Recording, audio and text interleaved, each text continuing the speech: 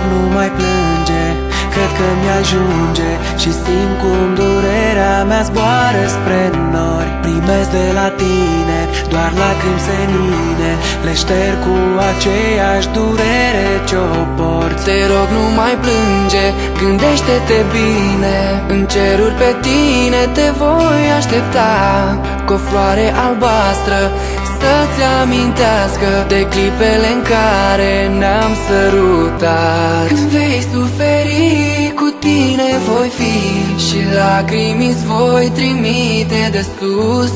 Ești tot ce-am iubit și ce voi iubi, alături de îngeri de acum. Nu am nimic în afară de tine, ești tot ce în urmă eu mai pot lăsa. Tu pe pământ ești îngerul meu, de acum doar în ceruri mai poți fi a mea. Nu am nimic în afară de tine, ești tot ce în urmă eu mai pot lăsa. Tu pe pământ ești îngerul meu, de acum doar în ceruri mai poți fi a mea.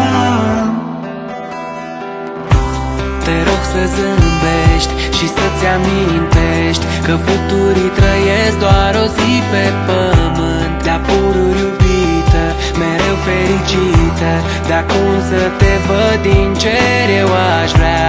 Te rog să zâmbești cu mine în suflet, tristețea alungă-o din inima ta. Trăim în iubire, plecăm în lumină, să fim printre stele împreună aș vrea. Când vei suferi, cu tine voi fi și lacrimi îți voi trimite de sus. Ești tot ce-am iubit și ce voi iubi, alături de îngeri de acum.